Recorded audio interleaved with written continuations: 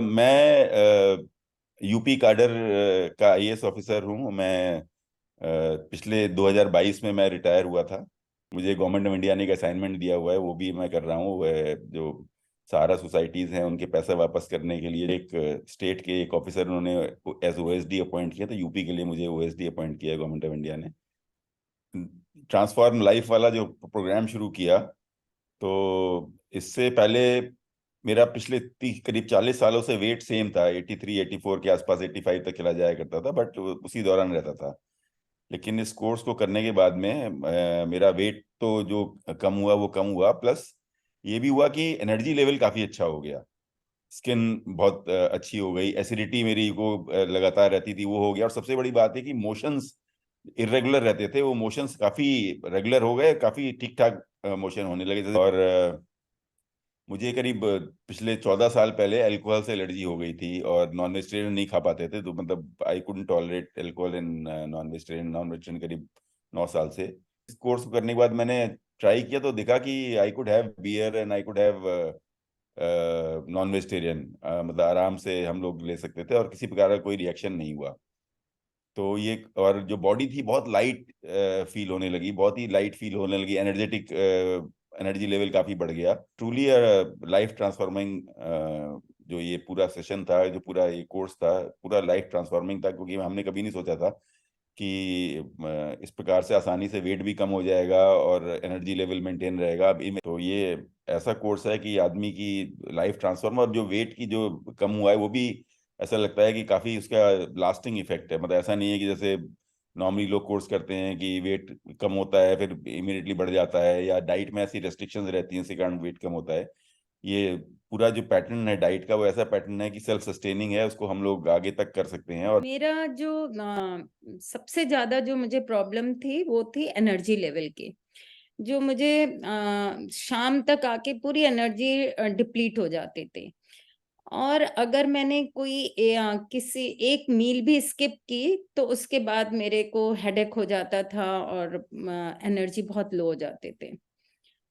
तो मेरे को हर वक्त देर पे, हर 2-3 आवर्स पे कुछ खाना पड़ता था। और ये जो मैंने कोर्स किया इसकी वजह से मैंने देखा कि खाने पीने का कोई संबंध ही नहीं है एनर्जी लेवल से। बिना खाए पिए, जैसे हम 48 आवर्स जो हम वाटर फास्टिंग किया, उसमें एक बार भी प्रॉब्लम नहीं हुई एनर्जी की। और जो एनर्जी जो सुबह रहती थी वही एनर्जी रात तक भी मेंटेन रहते थे। दूसरा जो मेरे को एक प्रॉब्लम थी सोरियासिस की। 2007 से मेरे को दोनों एंकल्स में सोरियासिस था। It has completely gone now. There is no trace of it. Yeah, और जबकि मैंने कई सारे डॉक्टर्स को दिखाया। इवन बॉम्बे में एक डॉक्टर मुझे पता चले कि बहुत अच्छे हैं सोरियासिस के, वहां जाके दिखाया, दिल्ली में दिखाया, नोएडा में दिखाया। Nobody could treat it. और ये सिर्फ फूड हैबिट्स और खाने पीने से इतना सब कुछ हो सकता है। जैसा लोग बोलते हैं कि food is medicine, medicine is food, तो ये बिल्कुल सही लगने लगा है अब। और थर्ड पॉइंट इज कि मेरा जो वेट था वो बिल्कुल नहीं कम होता था। अगर मैं बहुत डाइटिंग करती थी तो मेरे फेस बहुत पतला सा हो जाता था और वीक लगने लगता था। और अभी जो डाइट फॉलो किया है उसकी वजह से जो वेट गया पता भी नहीं चला कैसे चला गया वेट।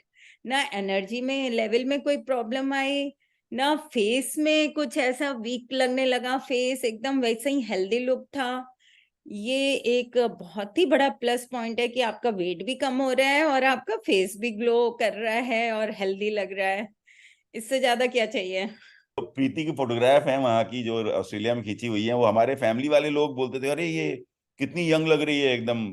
वो अभी हम लोग कोर्स के इमीडिएटली बाद हम लोग ऑस्ट्रेलिया गए थे। तो ऑस्ट्रेलिया में वो इमिग्रेशन में ऑटोमेटिक क्लियरेंस की मशीन होती है उनकी। तो वो हम लोग 5-6 लोग थे, सबको क्लियर कर दिया, मुझे क्लियर ही नहीं कर रही थी। तो फिर मैं बड़ा, मतलब आई वाज रियली पर्टर्ब्ड कि भाई क्या चक्कर है। फिर उनका जो इमिग्रेशन के लोग थे वो निकल के आए, बोले कि आपने क्या रिसेंटली वेट लूज किया है। हमने कहा हाँ। बोले वो इसीलिए मशीन आपको पहचान नहीं रही है, आपकी फोटोग्राफ जो पासपोर्ट में है, which was also very recent photograph. मतलब वो हमारा मार्च में ही पासपोर्ट बना था। तो बोले कि वो आपको आपका वेट, चेहरा जो है थोड़ा पतला हो गया है और वेट कम हो गया है लगता है, इसलिए मशीन नहीं पहचान रही, इसलिए मुझे निकल के आना पड़ा। Then she cleared me.